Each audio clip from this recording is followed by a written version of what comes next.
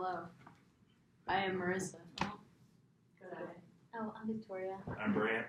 I'm Addison. And I'm Kendall. Good day.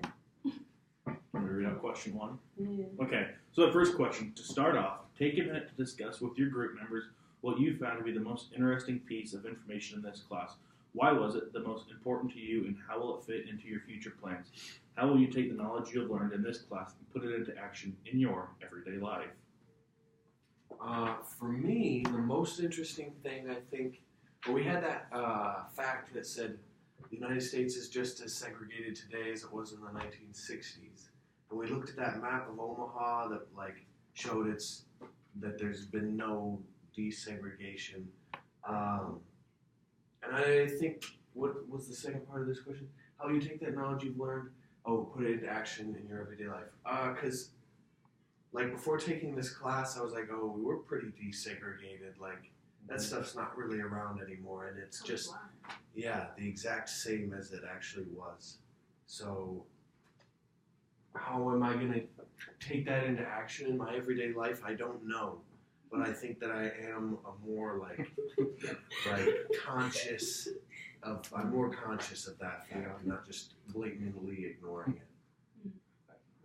I'd agree with that one. Coming from where I come from in north central Nebraska, my hometown is 99.99% white comprised of, because it's in the middle of nowhere. And if you don't farm or ranch, I don't live in our area. And if you don't work in the next town, you don't live in our town. So to me, it's I didn't realize how. Now I realize it, because I'm oh duh, we had one or two Hispanic kids in high school, my whole school from kindergarten to senior year, and it's I didn't realize it, just it's normal, just we live out here in the boonies, but seeing that map of Omaha or Lincoln, and then realizing how it is still so, I'm drawing a blank for the word, how it is still so segregated or whatever, is kind of crazy to wrap your head around today. I've really enjoyed contrasting these historical issues of segregation, civil rights movement, everything, with just the modern, why are people still segregated? Why do people still put themselves into these groups, or why are they put into these groups? And going into education and job opportunities and different ways that people are affected, where we say, okay, there's no, it kind of goes into colorblindness, or there's no, there's no active institutional, what's the words today? Discrimination going on, but it just stems back to these issues totally further back in our history that we need to address. And as he said in class, I think it's really interesting, because sociology can only go as far as to tell you that this is why it is the way it is, but they can't offer you solutions, which is interesting to see these kind of answers for things that are happening now, but kind of came about earlier, which you wouldn't expect. I think I'd probably agree with that. If I had to pick one most interesting thing, I'd probably say it's criminal justice system or section, just that whole topic, because it just amazed me the statistics and stuff about how they're just incarcerated so much more often than whites, and when it relates into the job field or workforce, trying to get a job when you have these convictions, and a white person with felony still is getting more callbacks than a black person with no felony. I don't know, but like you said, I think it's just kind of everything. Everything is built off of each other, you have the criminal justice system where if you're incarcerated, you can't get a job. If you can't get a job, you can't get a house. So you're forced to to live with slumlords or whatever, and then you can't. It's just all systemic, and it makes me so mad. Like you said, all these problems, but how do we fix it? I know personally what I'll do with it going forward is just be more of an advocate for equal rights for everyone, not just blacks in America, but all races and everything. I know I'll just be more aware of people's feelings and stuff. Because you said, I grew up in a small town. My school was in the middle of a cornfield, literally. I think I had one black person, one Hispanic. Everyone else was white. So I came to college and saw all this, and I took this class, and just wow, I was so colorblind, because I thought we were desegregated and stuff, but you just didn't realize it just because we'd never been around it. We just came from a place that's just how it is.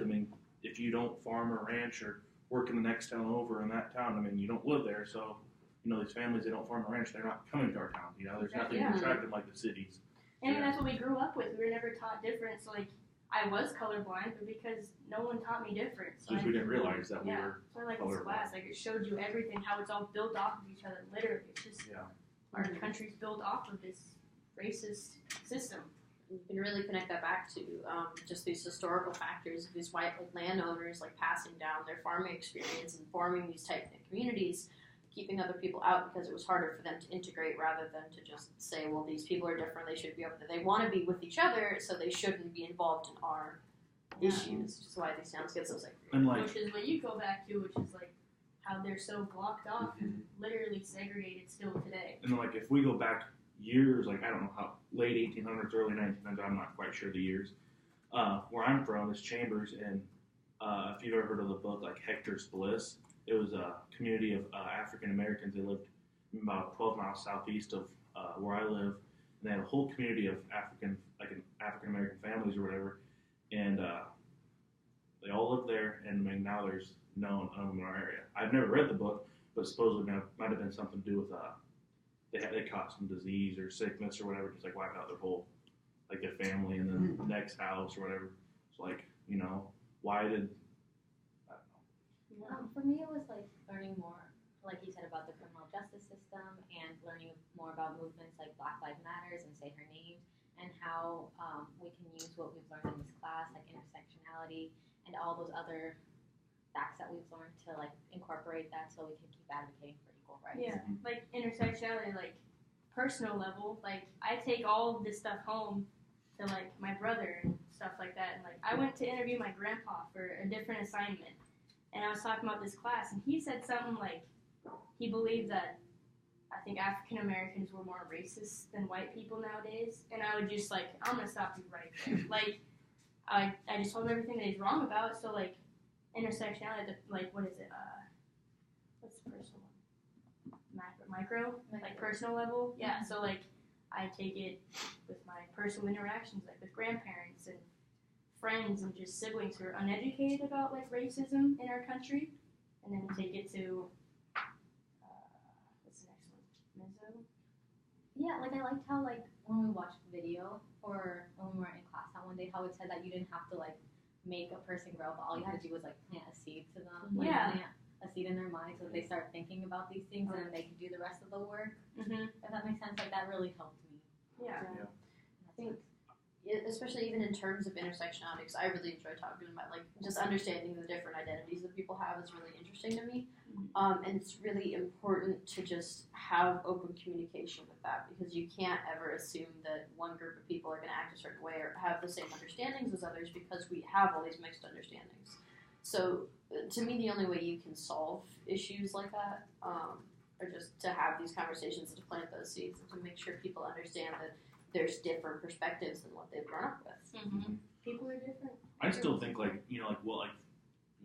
this class or whatever, still in this questions, the book I read was Inside Organized Racism, Women in the Hate Movement by Kathleen M. Blee. When you think hate movements, white supremacists, KKK, neo-Nazis, skinhead, Aryan Brotherhood, or whatever, you don't think of women being in it, And after reading that book, you're holy crap! Women are the fastest growing part of those groups. Mm-hmm. As one part is there's, as of last time, I think it was 2017. The year was over 50% of the new people joining were women. Should we skip down to question number 2. no about the white supremacy ones since we're talking about it? Oh yeah. And how women are growing fast. Yeah. It's why they're so easy. So on number 3, yeah, because then going off of what I was talking about, she said in there one time that the reason that women are such a huge number joining is because that the women are becoming more of they're more in charge of the householders per se, with their husbands or boyfriends. And if the guy would want to join it and the woman wouldn't, she'd say no, we're not joining it. Is what Kathleen kind of was talking about.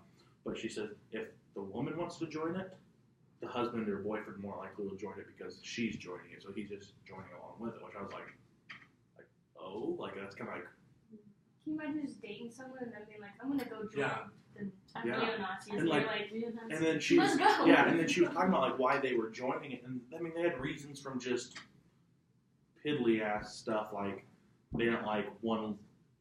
I mean just something weird was, just, and I can't pick out what it is now. I'm drawing a blank, but it just it's crazy. I think I wouldn't say like even a majority, but a lot of prejudices can come out of just single interactions with people. Like you meet one, like you lived your life just totally around people who look like you. You meet one person different, had a bad experience, and that can lead people to have just this overall hatred for other It people. could, but it could also lead Stereotypes. them to not stereotype because they say that's the number one way to stop stereotyping is once you come into contact with people who aren't like your same race. That's true, but I'm saying like like it can happen. It's not a good thing. I mean, I'm totally an advocate for just open communication. People should be mixing and just understanding each other.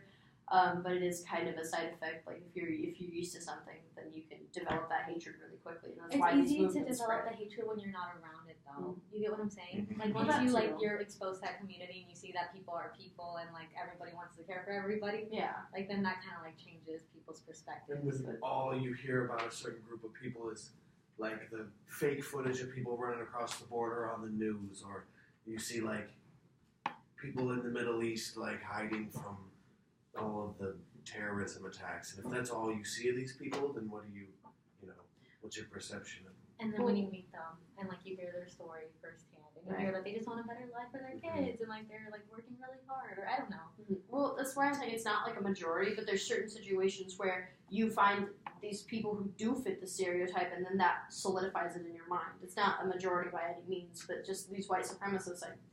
I don't know how most of them form their opinions, but I know some that I've heard of. It's just all it takes is that bad interaction to cement that in their mind, and if they automatically think that the stereotypes are correct, I'm never gonna mix with these people again, then they're gonna spread their I think hate that despite people- understanding. What it. people are like mostly scared of is that there's a limited amount of economic opportunities. Like that's what white supremacists are scared. That like if there's a limited amount of these jobs and if other people have them, they're not gonna. If other people from other countries have them, they're not gonna have them. And I think that's really like that's not only like a white supremacist view, but I've seen it happen in every single country in the world. Like when you go to South Africa, they're like these Mozambicans are coming and like taking in our jobs. You go to Ecuador and Venezuela's having this crisis. Like Venezuelans are coming in and taking it. Like it's a human thing that we think that we have like scarce resources, and that kind of makes us want to fight against and like start these prejudice against other people. In reality, I'd agree with that. So it's more economic than just like blatant prejudice. It's would you that say? thought, It's a thought that you're not gonna have a job and somebody's taking my job. or it's a thought that we're applying for these colleges, and because of affirmative action, like these other people are gonna get it. When in reality, that's not how it works. And like take your place. Right. I think I don't know. I'm not. Yeah, I'm not Yeah, and for how sure. long will Yeah, I'm we not ever totally know? for sure on this topic. I think it's a really easy thing for them to say, like, oh, they're taking our jobs, when really it's just your own prejudices coming to light. But again, I haven't been in the minds of these people, and I really wouldn't ever want to be. Thank God. So, yeah, thank God. It's just We answered the question. hard to about that. understand. Yeah, so how does the threat of losing power in society impact the mobilization of white supremacists? Well, I guess, like you said, white people have been at the top of society for so long that when they see all these other people wanting to come here and go to college or get jobs or whatever, they're like, no, you can't come because you're going to take all of the stuff that I've grown so accustomed to. But I read the same book as Brant, and what I found was so interesting was that when they're like recruiting to white supremacist groups, they're not even like looking for kids that are already like showing alt-right ideals. They just look for a kid who's like a little bit ostracized from the rest of his peers and like is hanging out alone at the bus stop, and for some reason that kid just decides it's cool to be a white supremacist. And a lot of it's like just like talk about like the joining or like feeling like you have a family or something. Yeah. And like the point that they had coloring books and stuff was like that was creepy. Oh God. Yeah. Yeah, they had like racist coloring books. I think the younger generations are the easiest to influence, so it would make 100%. sense that a movement so based in hatred would be more focused on melting the minds of younger people. Yeah, so I feel like it's a couple people who have this idea and know that they need more members to have any like actual weight to their opinion, so they go out and find these kids who don't really have an opinion formed yet and just form it for them. Yeah, it's very true. they're impressionable. They make friends. I tell their friends, I am in this club. Exactly. And then it's they think it's cool because it's like rebellious or some underground thing. Right, especially when kids, have all this access to internet and can just stumble upon these white supremacist sites and just see these things happening like in front of them. There's no filter. It's just incredibly damaging. It's really easy to change minds like that. So I think to answer that last question, probably just the threat of losing power, increased mobilization of white supremacy. Probably just, if you want to stay in power, obviously, the more numbers you have, the more powerful you're going to be because you have more support. Mm-hmm. So I feel like just the threat of them being overrun, or losing jobs to African Americans, stuff like that, and just we need more numbers, and then they just they use stuff like violence and hate and just stuff to further suppress that and put fear into the minds of these minorities. So then they're always in power. Does that make any sense? They're just constantly feared because they're always bigger and more known, I guess, more, kind of. I think there's a lot of people who could express discontent for the system and the way it is because you spend so many years on top, you don't understand the change that's going down, you don't understand. You see even these seeds of doubt in your mind that, this affirmative action, these people are getting more opportunity than me. And plenty of people could have expressed that doubt and that discontent, but without these big groups of white supremacists, they would have just been discontent in their own sphere, maybe with their own people. But because these big movements have to amass, they have a place to go and to express these ideas and go out in public and think this is okay to express them. Because, other people are doing it, it's mob mentality. I think even without white supremacist groups, people can still express these ideas. I think so, but it's easier to listen. It makes it easier. It's easier to listen The when platform all these raises people together. Yeah. And so, going back to question 2, what did you guys find most interesting about the civil rights movement?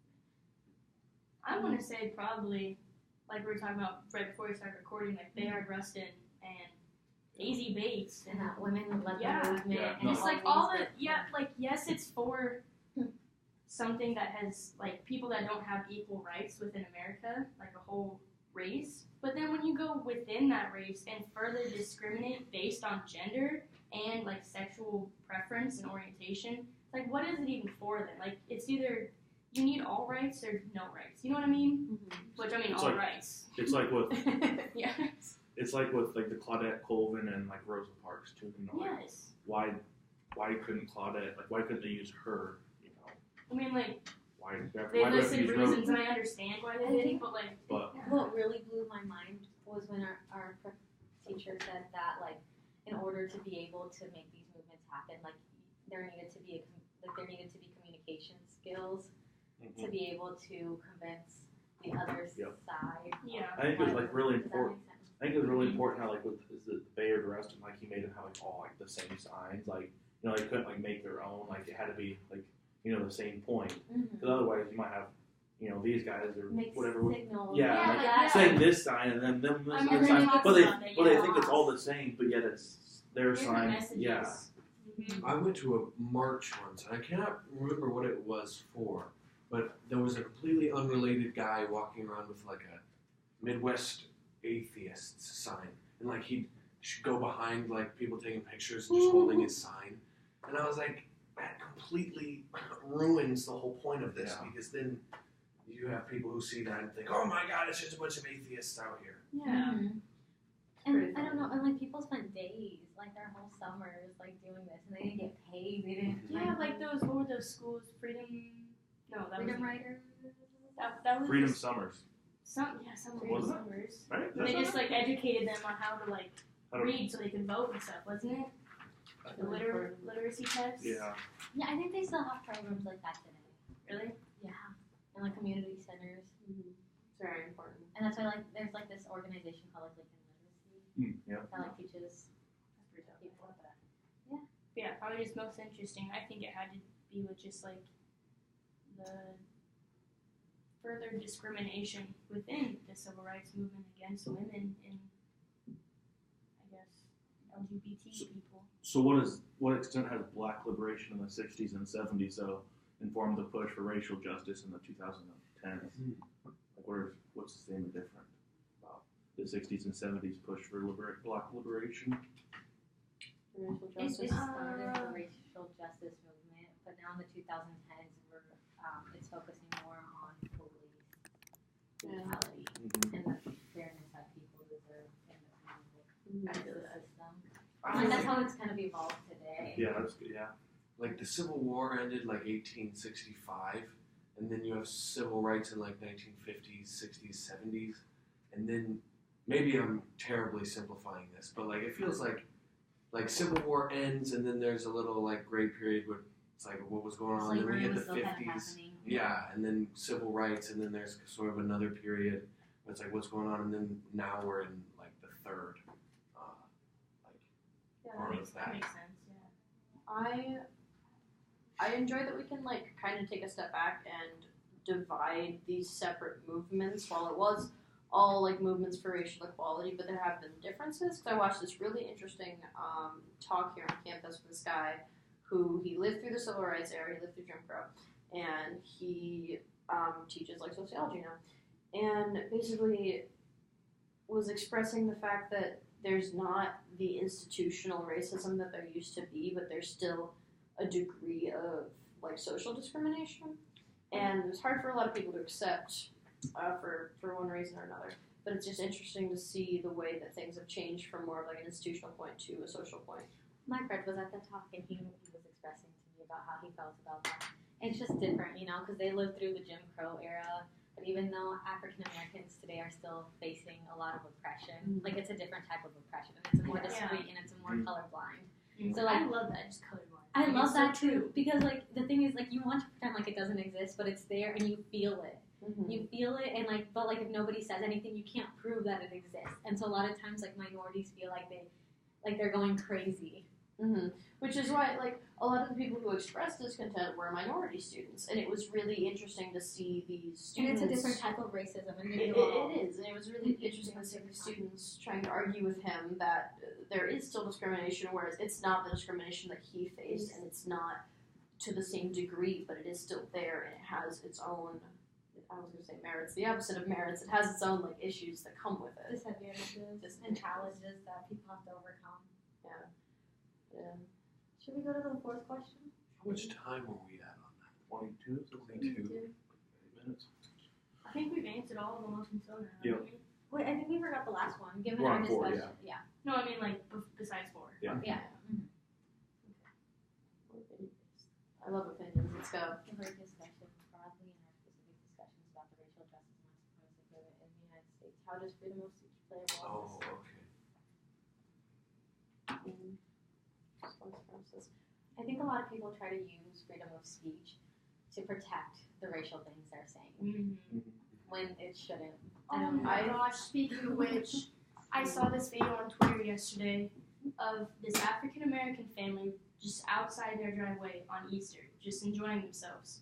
And this white couple walks past and they just start yelling like the N-word at them and just like racial slurs and stuff. And I was just like, Where was this at? it was just on Twitter, like it was just a video I saw.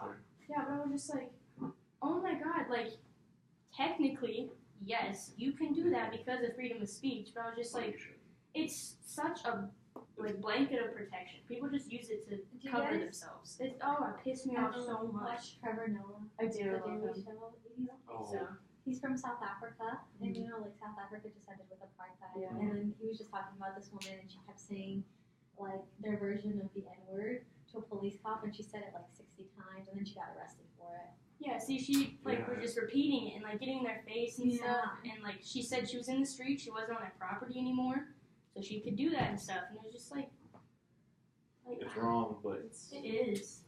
you can't do anything about it. 'Cause, I mean, you should be able to, but like, you know, like you can't say. You need to be able to say, how should I word this? I need to word this right. You know, like that's 100% wrong. But if we start censoring freedom of speech, Right. where do we end? Right. And But who then gets to because how many decide other- if Censor this is speech okay? is already censored in our country.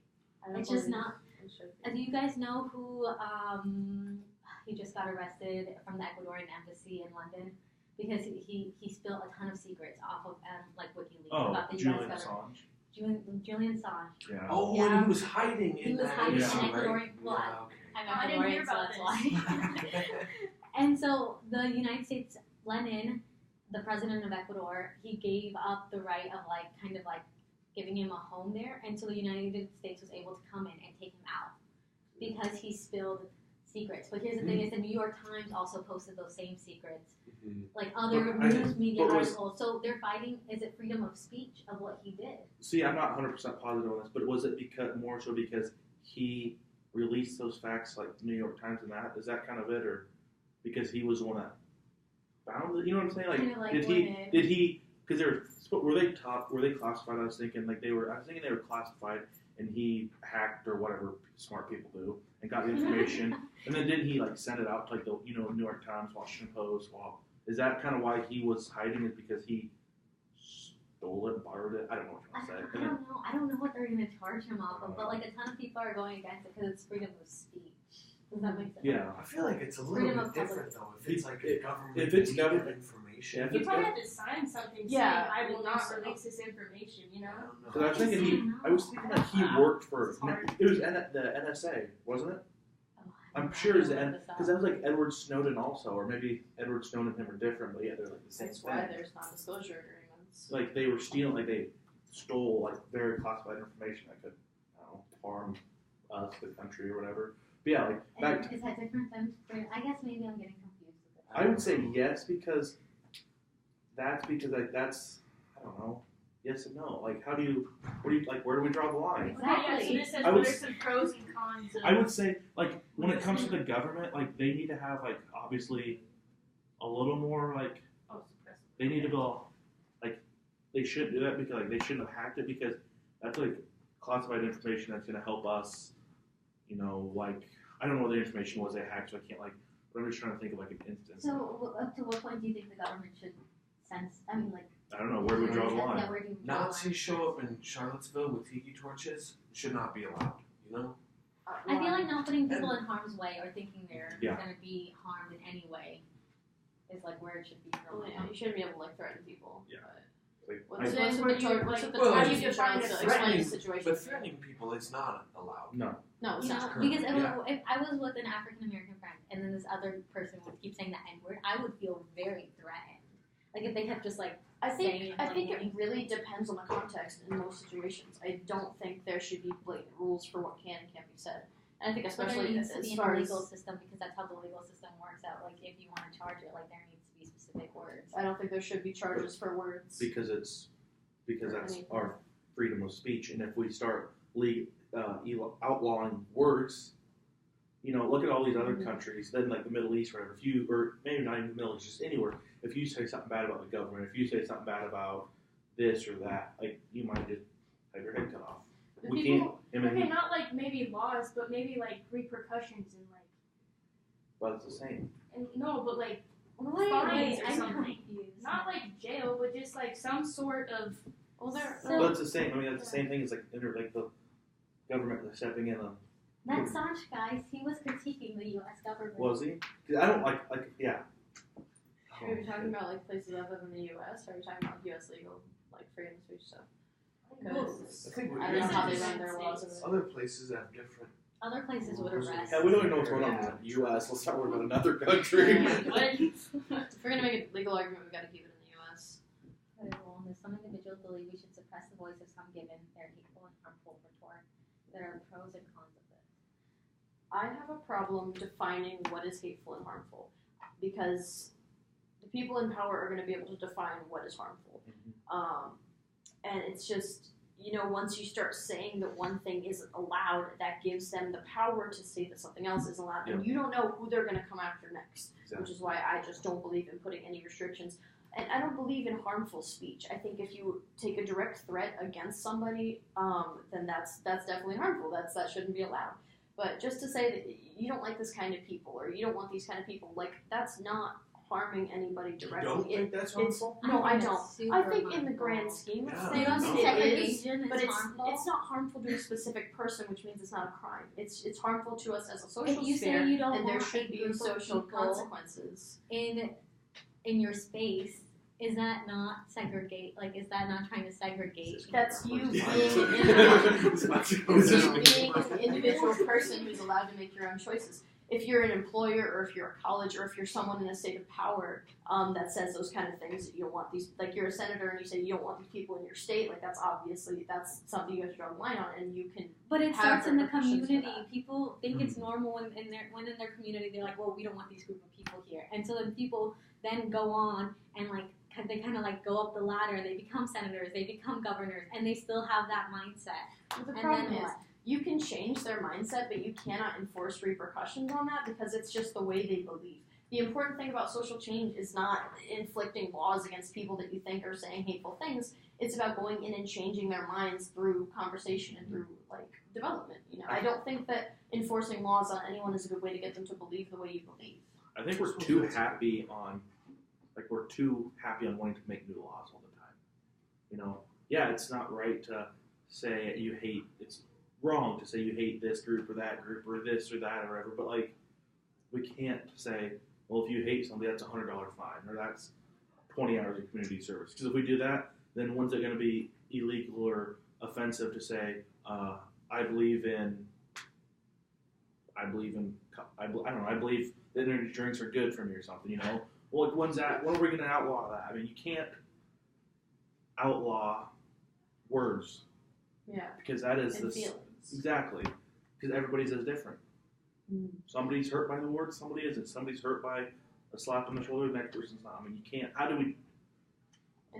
you monitor that? It really is the glory of America to be able to feel the way you want to feel, but Yep. at the same time, you have these people going out and campaigning for the things that matter to them, and that's the most important thing you can do is to get your voice out there and hope that it overshadows the voice of other people. But you can't punish them for having their own beliefs because that's what we're all entitled to. That's why America's. I mean, It's a great country. That's what's made it work since 1776. I think you could, like I get what you're saying with people saying certain stuff that you can't really mediate, right? Where do you draw the line? But I think you could draw a line for extreme cases, like I go back to the guys in Charlottesville. Like, you should be allowed to shut that down immediately. I might need more explanation on When it crosses the line from peaceful to riot, yeah, like 100%. Because like my dad was out there when it happened. He was not part of the riot, so let's make that clear. He was out there. So he did. He was out there he had a conference for medical or like the paramedic profession or whatever, and like that's what he was thinking. He's like, it's just like they were trying to go downtown or whatever to the conference or to eat or whatever, and he's like they couldn't get rides down there because of that. Like, you know, like it was still. Did it ever come to a riot? I don't believe it did. I don't know. I I think thought I saw. But like I know something- they had like National Guard there, and they were all of course in uniform. And they had like big armored Humvees and or whatever. But like can they speak their part of why they don't like this or that? 100%. But when it comes from the line of peaceful protests, I mean, yeah, you can peacefully protest, but as long as it's harmful or violent or whatever, that's when of course you got to draw a line. But then again, it comes to what do you consider harmful? Well, or, I violent? think you could, just because of the fact that members of them identify with KKK or Nazis or whatever, that's enough to say, okay, look at what these groups have done historically. look at You're history. not allowed to identify with that. See, I kind of want I agree, but then what are we going to say that you can't identify as a Christian? But that's not being.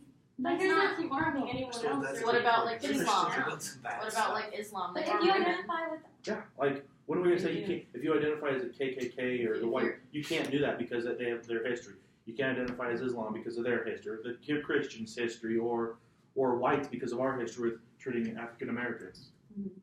I kind of want to talk about. do you mean ISIS, not Islam? No, I mean Islam. They're not great to their women. They're genuinely not. well, Not maybe if in you- America, but not in the Yeah. Middle East. I mean, that's But a even, very let's just big say- stereotype to put on 1 billion people. It's not a True. stereotype. It's polygamy. It's in the Quran. It's a very real thing. If you actually read the Quran, have you read the Quran? I've read 8 chapters of it, not all of it. It's very much brainwashed. But this is not good for this discussion. Yeah, we're going to get into a fight before this discussion. Over. Yeah, I could talk about this, but I don't want to. What else we have to say? I mean, where are I did kind of want to talk about like symbols, the way that like words and symbols change historically. Can you punish someone for using a word or a symbol that is bad now, or used to be bad but it's not anymore? Yeah. Kind Like, of, wasn't the if I'm wrong, I think wasn't the swastika before like Hitler's time? Like it was like a it was a symbol of like religion. yeah, peace. and now it's like I think it was God no, like don't even like no, the cross of some other religion, so like yeah, it's like that. Like I don't know, like bish. It used to refer to dogs like that, and now it's a curse word. So things like that. I don't know if y'all had any insight on that. I can't remember what I was. When you see a Thinking about swastika symbols. though, like someone draw, isn't that a hate crime? Oh wait, what?